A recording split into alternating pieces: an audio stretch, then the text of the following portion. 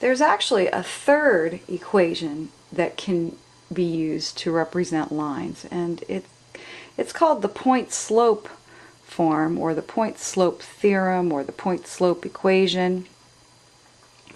And it's derived very easily, actually.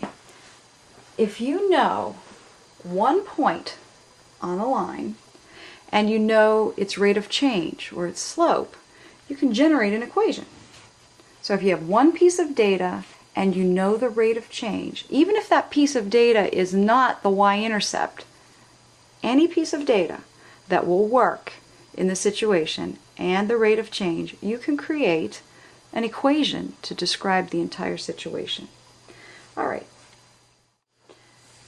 If a line contains some given point, we'll call it x sub 1, y sub 1, and we know it has a slope of m, then, well, let's see here. Okay, let's pick another point that we don't know the coordinates for. We just assume that it's on a line, and we'll call that other point just x comma y. X comma y. This is another point that's on the line, even though we don't know its coordinates. These one we do.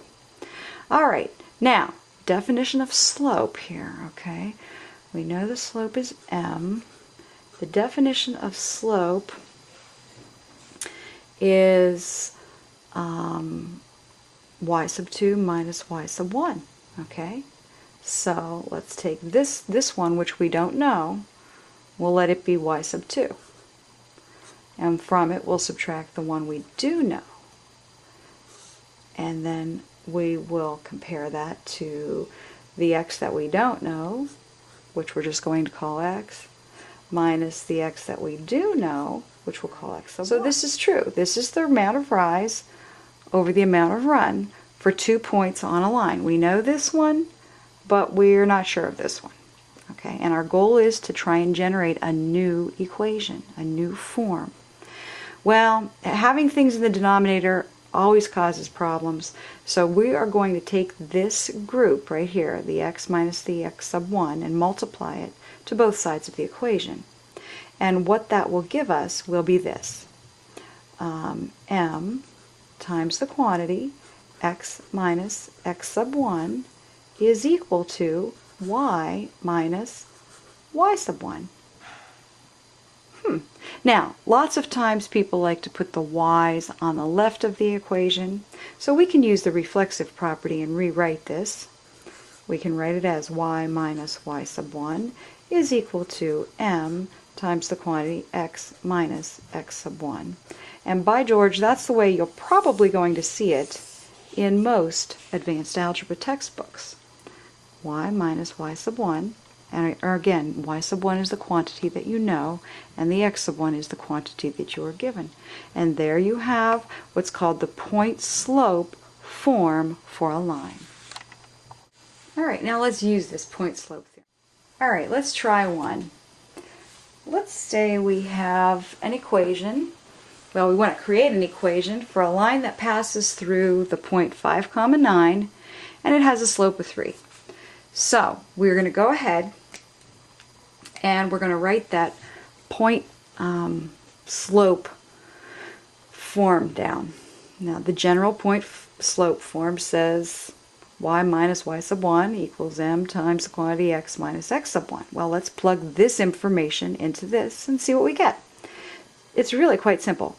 Y, take away the y that we know, would give me y minus 9 is equal to the slope that we know. We're given the slope, which is 3, times the quantity x minus the x that we know, which is 5. Just that simple. You have what we call point-slope form. Now, this is one form of writing the equation. Now, we did have 2 other forms. Let's see if we can translate them into those forms. To get this into slope-intercept form, all I have to do is subtract I'm already subtracting the 9. Add 9 to both sides of the equation and then simplify. So I would get y is equal to 3 times the quantity x minus 5, closed quantity. I'm adding that 9. And now I've got to simplify. So I'll just distribute the 3.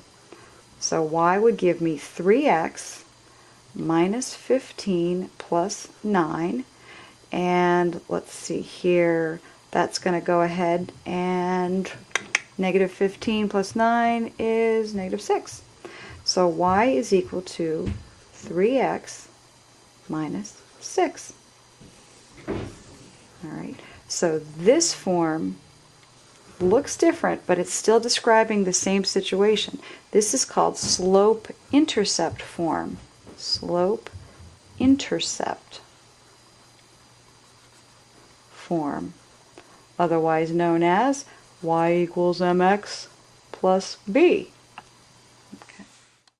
And finally, if I want to get this equation into standard form, where I have the ax plus the by equals c, that's standard form. Well, that's pretty easily done. All I have to do is simply subtract 3x from both sides of this. So I'll get negative 3x plus y is equal to negative 6. The negative 3 is my a. There's a 1 in front of the y, so the b is 1, and the c is negative 6. So you end up with 3 possible equations that are describing the exact same stuff. Hit 'em up for a little bit, came back with a little bit, got that boy all that's in me. Why?